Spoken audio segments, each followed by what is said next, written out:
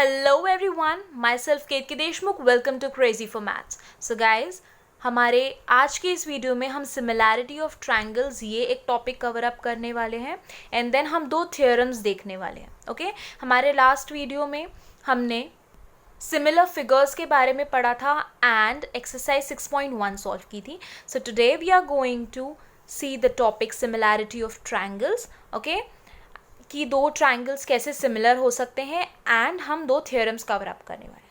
Okay and मैंने white board से pen and paper पे इसलिए स्विच किया है बिकॉज कुछ कंस्ट्रक्शन करना पड़ता है, जैसे कि मैंने सर्कल्स में बोला था. सो व्हेनेवर जब भी ज़रूरत पड़ेगी तब I will switch from white board to pen and paper. Okay so because इस टाइप के जो टॉपिक्स होते हैं वो वाइट बोर्ड पे क्लियरली समझाते नहीं आते एंड मैं मोबाइल का वाइट बोर्ड यूज़ करती हूँ.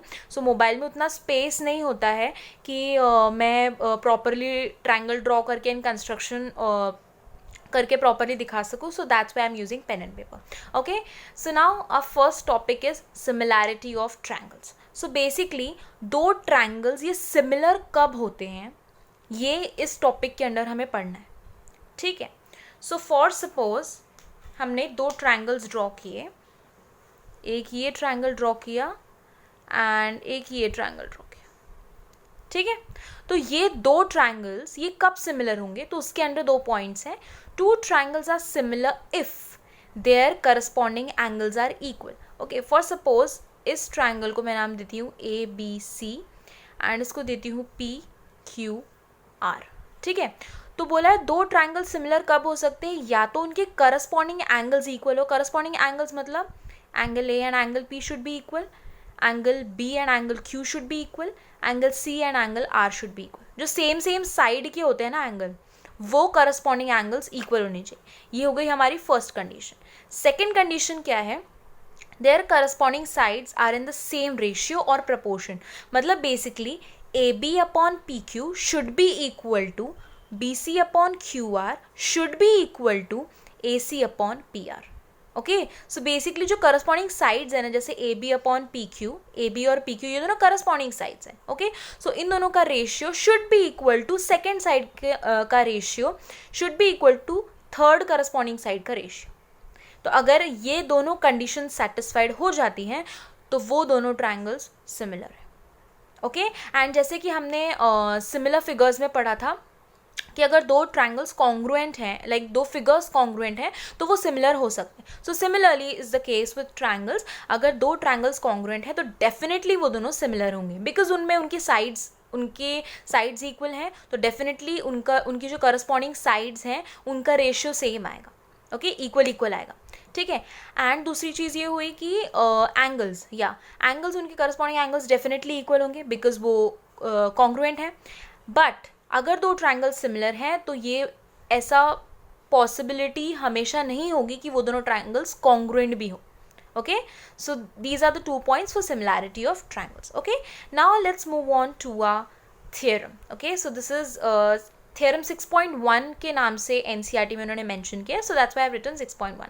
ऐसा कुछ पर्टिकुलरली नाम नहीं है कि थियरम 6.1. ओके सो थियरम में क्या बोला है, if a line is drawn parallel to one side of a triangle to intersect the other two sides in distinct points, the other two sides are divided in the same ratio. ठीक है. सो मैंने basically यहाँ पे एक triangle draw किया है and given and to find यहाँ पे बस लिख के रखा है. ओके सो अब हमें क्या क्या गिवन है थियरम में एंड क्या क्या प्रूव करना है वो दोनों चीज़ें हम लिखेंगे.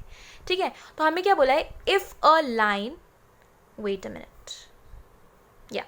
if a line is drawn parallel to one side of a triangle. so basically हम एक कोई साइड कंसिडर कर लेंगे. फॉर सपोज हमने BC साइड कंसिडर की, तो बोला है कि एक कोई लाइन है वो इस लाइन के पैरेलल ड्रॉ करिए. ठीक है. तो मैं एक कोई भी लाइन ड्रॉ करती हूँ. फॉर सपोज ये मैंने लाइन ड्रॉ करी. ओके एंड इनके पॉइंट ऑफ इंटरसेक्शन का नाम दिया D and E. Okay this is E. Okay so ये पॉइंट हो गया D, ये पॉइंट हो गया E. ठीक है. ये पॉइंट ऑफ इंटरसेक्शन है. अब DE is parallel to BC. ठीक है. तो ये हमें गिवन है that DE is parallel to BC. ये हमारे पास है. ठीक है. अब आगे क्या बोला है, बोला है if a line is drawn parallel to one side of a triangle, ठीक है, to intersect the other two sides in distinct points. Okay, so basically एक लाइन ड्रॉ करी है एक साइड के पैरेलल, ये फर्स्ट साइड है, इसके पैरेलल एक लाइन हमने ड्रॉ करी है जो कि मीट करती है बाकी के दोनों साइड्स को अलग अलग पॉइंट्स पे. सो ये एक डी पॉइंट पे इंटरसेक्ट करती है. ये डिस्टिंक्ट पॉइंट्स का मतलब है एक डी पॉइंट पे इंटरसेक्ट करी है और एक ई पॉइंट पे. ये दोनों पॉइंट्स अलग हैं, they do not coincide. Okay, वो दोनों सेम पॉइंट्स नहीं है, डिस्टिंक्ट पॉइंट्स है. ठीक है, अब क्या बोला है, the other two sides are divided in the same ratio. ठीक है, तो उन्होंने बोला कि अगर एक कोई लाइन है वो फर्स्ट साइड के पैरेलल ड्रॉ करी है और वो दोनों बाकी के जो दोनों साइड्स हैं उनको डिस्टिंक्ट पॉइंट्स पे मीट करती है, तो वो जो दोनों साइड्स हैं, जो बचे हुए दोनों साइड्स हैं जिनको वो डिस्टिंक्ट पॉइंट्स पे मीट कर रही है, तो वो उनको जिन रेशियो में डिवाइड करती है वो रेशियो सेम होना चाहिए. ठीक है, मतलब AD upon BD should be equal to AE upon EC. या तो बेसिकली हमें टू फाइंड क्या करना है, to find in the sense to prove. Okay, I have just written it as to find, to prove है. Okay, ये so हमें prove क्या करना है, that AD upon BD should be equal to AE upon EC. Okay, ये हमें prove करना है. तो इसके लिए हमें बेसिकली कुछ कंस्ट्रक्शन करना पड़ेगा. So what we will do, we will join DC and BE. ठीक है, लाइक ये सा एक BE एंड DC, इनको हमने ज्वाइन किया. ठीक है, एंड एक और कंस्ट्रक्शन करेंगे, E से AD पे हम एक परपेंडिकुलर ड्रॉ करेंगे. इसको नाम देते हैं M फॉर सपोज, एंड ये हो गया दूसरा. D से एक परपेंडिकुलर हमने ड्रॉ किया AE पे, इसको नाम दिया N. Okay, now we have three triangles with us, which is triangle ADE, okay, triangle BDE and triangle CDE. okay, अब ये तीन ट्रायंगल्स ही हमने क्यों लिए, बिकॉज DE जो साइड है इन तीनों ट्रायंगल्स में कॉमन है. इन तीनों ट्रायंगल्स में जो एक साइड कॉमन है that is DE. Okay, and यही इसी के रेफरेंस में अगर ये लाइन डिवाइड नहीं करती, मतलब डिवाइड नहीं करती इन दोनों, इस साइड को और इस साइड को रेशियो में, तो हम ये थ्योरम ही सॉल्व नहीं करते. सो ये साइड जो है ये इन दोनों साइड्स को कुछ रेशियो में डिवाइड कर रही है और वही हमें प्रूफ करना है. सो दैट्स वाई ये कॉमन साइड होने वाले हमने तीन ट्रायंगल्स चूज़ किए. ठीक है, so first triangle is triangle ADE, second is triangle BDE and third is triangle CDE. Okay, now let's solve. Okay, अब हमें इन तीनों ट्रायंगल्स का एरिया निकालना है. So basically area of triangle is what, half into base into height. ठीक है, तो अब I have to change the page, but वहाँ पीछे ये डायग्राम नहीं है. Okay, I will redraw that diagram and then I will show it to you over there. Okay, so I have redrawn that diagram. Okay, ठीक है, अब हमारे पास तीन ट्रायंगल्स भी हैं. So what we will do, we will just write and find the area of these three triangles.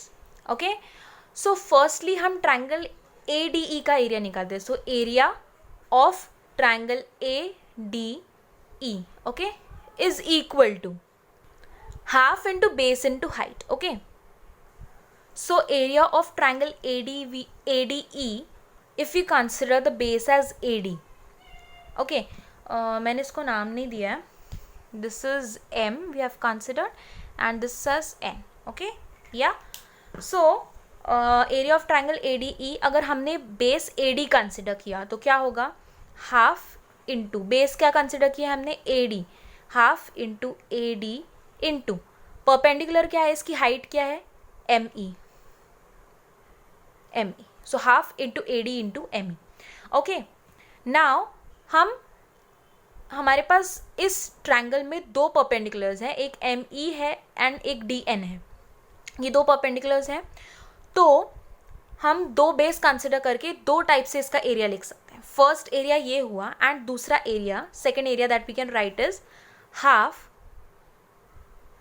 Half into base हमने क्या कंसिडर किया है, अब दूसरा परपेंडिकुलर है which is DN.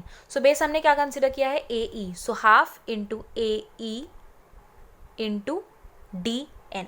Okay, so DN. So ये दो टाइप से हम ADE, ट्रायंगल ADE का एरिया लिख सकते हैं. नाउ हमारे पास बचे हुए दो ट्रायंगल्स हैं which is triangle BDE and triangle CDE. So उनका भी एरिया लिखते हैं. So area of triangle BDE is equal to half into base इनका क्या आया DE, ट्रायंगल BDE का DE इंटू, अब इसका परपेंडिकुलर क्या आएगा. ओके अब इसका परपेंडिकुलर क्या आएगा अगर हमने DE इसका बेस लिया है तो. So that's not possible because कोई परपेंडिकुलर है ही नहीं, हमें कोई लेंथ नहीं पता है. So that's why we can not take DE as its base. So that's why इसका बेस हमें क्या लेना पड़ेगा, ये हमारा ट्रायंगल है दिस वन. सो इसका परपेंडिकुलर क्या आना चाहिए, परपेंडिकुलर शुड बी ME या it's perpendicular should be ME. So that's Y अगर क्योंकि ये ट्रायंगल है ये अब आपको लगेगा कि इंटरनली इसका परपेंडिकुलर नहीं है. सो हम एक्सटर्नली भी एक परपेंडिकुलर ड्रॉ कर सकते हैं अगर किसी ट्रायंगल में हाइट, बिकॉज अगर ये ट्रायंगल हमने ड्रॉ किया ना, सो ये ट्रायंगल इस टाइप का कुछ है. नहीं ऐसा नहीं है, it is something like wait a second, या इट्स लाइक दिस. तो अगर हमने ये बेस लिया ना तो परपेंडिकुलर ये कंसिडर करना पड़ेगा, ये परपेंडिकुलर होना चाहिए. सो वो परपेंडिकुलर है ME. So that's why we can write area of triangle BDE as half into BD into ME. Okay similarly for area of triangle CDE our base will be CE. So half into CE into perpendicular क्या होगा DN. Okay. So now if we write area of triangle ADE upon area of triangle BDE equal to, ठीक है. अब BDE के साथ कौन सा वाला पार्ट कॉमन है, कौन सा पार्ट कॉमन आता है, विच इज़ ME. सो हम ये वाला पार्ट कंसिडर करेंगे, इस टाइप का जो हमने एरिया निकाला है ट्रायंगल ADE का वो कंसिडर करेंगे. So half into AD into ME divided by half into BD into ME which comes out to be half और हाफ कैंसिल हो गया, ME और ME कैंसिल हो गया, it comes out to be AD upon BD. ये हमारा first side है. Now for next, if we similarly write area of triangle ADE upon area of triangle, अब कौन सा ट्रायंगल बचा है, triangle CDE equal to, okay wait a second, triangle CDE equal to half into, अब कौन सा area consider करेंगे, इन दोनों में कौन सा पार्ट मतलब एरिया ऑफ ट्रायंगल ADE और CDE में कौन सा कॉमन में है, ये वाला पार्ट, यही टाइप का एरिया बचा है हमारा. सो वी कैन राइट, क्योंकि इसमें DN और DN कॉमन है, so that's why we can write half into AE into DN whole upon half into CE into DN. अब हाफ और हाफ कैंसिल हो गया, DN और DN कैंसिल हो गया, so AE upon CE. Okay and हमें proof क्या करना है, AD upon BD is equal to AE upon CE. Okay but as we have seen in the diagram, triangle BDE and triangle CDE ये दोनों जो है इनका बेस सेम है विच इज़ DE, एंड ये दोनों सेम पैरेलल्स के बीच में है ये दोनों triangles. So that's why we can say that area of triangle BDE is equal to area of triangle CDE. Yes we can say that. Yes तो अगर ये एरिया सेम है तो एरिया ऑफ ट्रायंगल BDE की जगह हम area of triangle CDE लिख सकते हैं. तो area of triangle ADE upon area of triangle BDE is equal to what, AD upon BD. Yes इसकी जगह हम ये लिख सकते हैं इज इक्वल टू, अब area of triangle ADE upon area of triangle BDE की जगह हमने अगर triangle area of triangle CDE, क्योंकि इन दोनों का तो एरिया सेम है, तो अगर हमने वो लिखा तो इस रेशियो की वैल्यू क्या हो जाएगी, AE अपॉन CE, क्योंकि ADE upon CDE is what AE upon CE. तो hence we have proved that AD upon BD is equal to AE upon CE. Okay, so this is the proof of this theorem. Okay, now let's move on to our second theorem. Okay, so this is our second theorem. What does it says? It says that if a line divides any two sides of a triangle in the same ratio, then the line is parallel to the third side. Basically ये पिछले theorem का inverse है, ऐसे समझो. उसमें बोला था कि एक लाइन है वो पैरेलल ड्रॉ की है तो वो सेम रेशियो में डिवाइड कर इक्वल रेशियो में डिवाइड करती है. ओके, बट इसमें बोला है कि रेशियो अगर सेम है तो ऐसे प्रूव करना है कि वो लाइन पैरेलल है.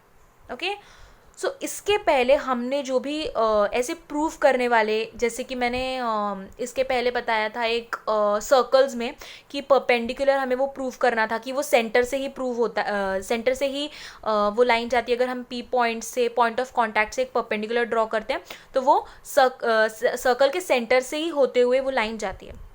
And similar is the case with real numbers में हमने जो √2 और ये सब इरेशनल प्रूफ करे थे. सो हमने उसके लिए क्या कंसिडर किया था, दैट √2 इज रैशनल. ये एग्जांपल मैंने सिमिलरली सर्कल्स में भी दिया था. तो सर्कल्स में भी हमने क्या कंसिडर किया था कि वो ओ पॉइंट से पास ही नहीं करता. सो सिमिलरली इसमें हम ये कंसिडर करेंगे कि एक हम लाइन जो ड्रॉ करेंगे, फॉर एग्जाम्पल हमने एक लाइन ड्रॉ करी, let us name it as D and E. ये लाइन अगर हमने यहाँ पे ड्रॉ करी तो ये लाइन इस रेशियो को इक्वल में डिवाइड करती है. मतलब हम यहाँ पे क्या लिख सकते हैं, गिवन क्या है, AD upon BD is equal to AE upon CE. ये हम लिख सकते हैं क्योंकि ये लाइन इन दोनों को इक्वल रेशियो में डिवाइड करे. लेकिन हम ये अज्यूम नहीं करेंगे, हम ये बोलेंगे नहीं कि DE BC से पैरेलल है.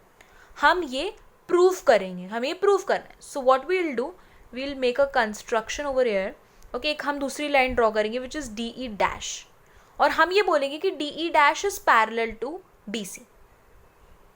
ओके, अगर तो फिर DE डैश अगर BC के पैरेलल है तो पिछली थ्योरम से हम क्या बोल सकते हैं, that AD upon BD. Okay, हमें फाइंड क्या करना है, दैट फाइंड, अगेन मैंने फाइंड लिखा है यहाँ पे, ये प्रूव है. ओके, हमें ये प्रूव करना है that DE is parallel to BC. Okay, इसका प्रूफ इज बहुत सिंपल है. हम पिछले थ्योरम से, you can just write the statement of that theorem. जब आप ये थ्योरम प्रूव करने जाओगे तो आप पिछले थ्योरम का स्टेटमेंट लिख सकते हो and you can write that from this theorem का पूरा स्टेटमेंट लिखा and you can write from this theorem we can say that if DE is parallel. हमने क्या अज्यूम किया, DE is not parallel to BC. ठीक है, ये सिर्फ इन दोनों साइड्स को सेम रेशियो में डिवाइड कर रही है. ठीक है, लेकिन हमने एक लाइन ड्रॉ करी DE डैश, जो हमने अज्यूम किया कि वो BC के पैरेलल है. ठीक है, अगर DE dash is parallel to BC तो पिछले थ्योरम से हम क्या बोल सकते हैं, दैट हम लिखेंगे यहाँ पे if, late me right, if DE dash is parallel to BC, then we can write that AD upon, wait a second now, yeah, AD upon BD is equal to AE dash upon EC, E dash C, yeah, AE dash upon E dash C, or you can write CE dash. okay, anything you can write. तो अगर DE dash is parallel to BC तो definitely ये पिछले theorem से इन दोनों sides को equal ratio में डिवाइड करेगी. यस, सो अब हमें दिया हुआ है that AD is equal to AE upon CE and हमने ये अजम्पशन से निकाला है that AD upon BD is equal to AE dash upon CE dash. Let me write it as AE dash upon CE dash. Okay, वो AE dash upon E dash C वो थोड़ा सा अजीब सा लग रहा है. ठीक है, सो अगर AD is equal to this and AD is equal to this, so then we can say that AD is equal to both of these. So that's why we can say that AE upon CE, like इसको first equation नाम दिया and इसको second equation. So from first and second equation we can say that for suppose A equal to B and A equal to C, तो हम क्या कहते हैं, B equal to C है. Yes, so AE upon CE equal to AE dash upon CE dash. Okay, लेकिन AE dash upon CE dash is equal to AE upon CE. Okay, So AE upon CE is equal to AE dash upon CE dash. That's not at all possible. So ये कब possible होगा, जब E और E dash ये दोनों points coincide करेंगे. ठीक है, अगर E और E dash ये दोनों point same हो गए, coincide किया इन्होंने, so that's then we can say that AE dash like E and E dash ये दोनों point same मिलके let's suppose ये दोनों बन गए F. Yes, so that's then we can say that AF upon no don't make it F. Okay, then we can say that AE upon CE is equal to AE dash upon CE dash. Okay, जब ये दोनों point coincide कर जाएंगे, तो अगर ये दोनों point coincide कर गए and suppose now अगर ये point मिलके बना F और E point बना, so then we can say that अगर AE upon CE is equal to AD upon BD, अगर ये दोनों पॉइंट कोइंसाइड कर गए तो definitely AD upon BD is equal to AE upon CE हो गया. So then from there we can say that hence proved DE is parallel to BC. Yes, we can say that.